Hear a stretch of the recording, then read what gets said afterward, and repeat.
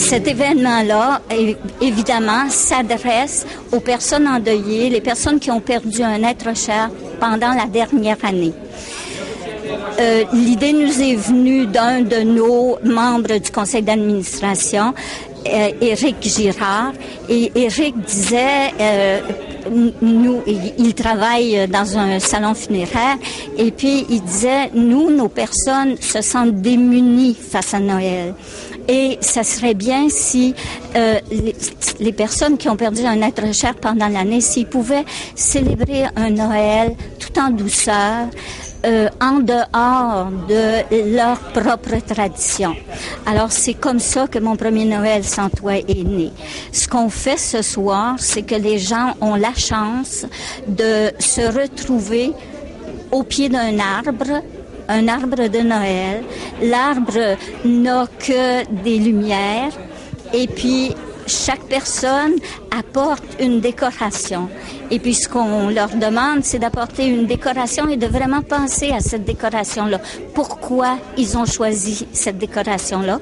Et ils apportent un petit texte. Et la plupart du temps, le petit texte, il est très touchant parce que les gens se sont arrêtés.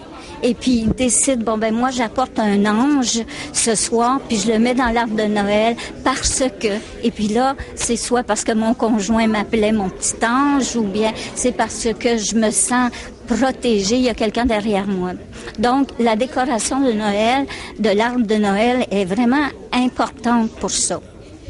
Ensuite, ce qu'on fait avec avec les participants autour de l'arbre de Noël, c'est qu'ils ont apporté un cadeau et ils ont vraiment pensé au cadeau qu'ils allaient donner et ils le donnent à la personne qui anime le groupe. Et ce que ça leur permet de faire, ça leur permet de dire, moi, j'ai choisi ce cadeau-là qui est pour l'être cher. Je l'ai choisi vraiment en pensant à pourquoi je voulais le lui donner. Puis, en le donnant, ça leur donne la chance de parler de comment la personne le recevrait.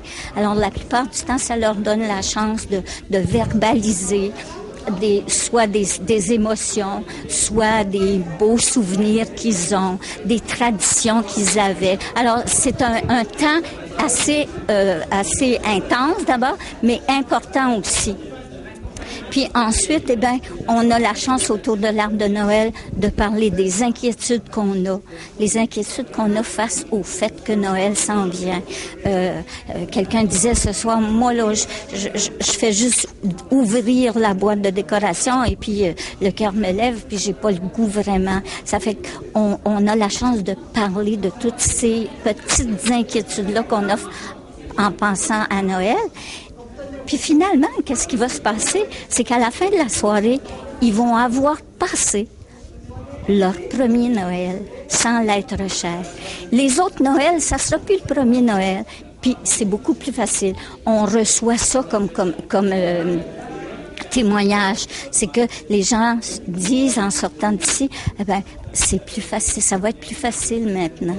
Puis il y en a qui repartent avec des bons trucs aussi. En fait, les gens sont regroupés sous un arbre de Noël. Comme ce soir, on a 8 arbres de Noël. Et puis, chaque arbre de Noël, le groupe qui est autour a une perte commune, une perte semblable. Alors, il y a tous les gens qui ont perdu un conjoint sont ensemble. Les gens qui ont perdu un enfant sont ensemble. Les gens qui ont perdu un parent sont ensemble. Ce que ça fait aussi, c'est que ça fait que les gens ne sont pas... les gens de la même famille ne se retrouvent pas dans la même équipe. C'est l'exception, OK? Parce que un couple qui perd un enfant, c'est unique, c'est différent, et puis ils sont ensemble dans un même groupe. Alors ce soir, il y a une animatrice ou un animateur qui est avec un petit groupe de 6, 7 ou 8 personnes, et puis chaque personne a la chance de s'exprimer à plusieurs reprises. En fait, chaque personne a eu la chance de s'exprimer au moins 5 fois ce soir. on a un petit exercice qu'on fait que j'ai oublié tantôt, c'est qu'on se rappelle un bon souvenir avec la personne. Et ça, c'est important parce qu'à ce moment ici, quand ça fait pas longtemps, ce qui se passe, c'est que la plupart du temps, on se souvient de la maladie, on se souvient de la figure de la personne malade ou mourante. Et c'est ça qui est imprégné dans notre mémoire vive. Alors ce soir, en leur demandant un souvenir heureux, ils sont allés en arrière et puis ils se sont souvenus un souvenir heureux. Il y a comme une espèce de soulagement pour les gens qui viennent à mon premier Noël sans toi.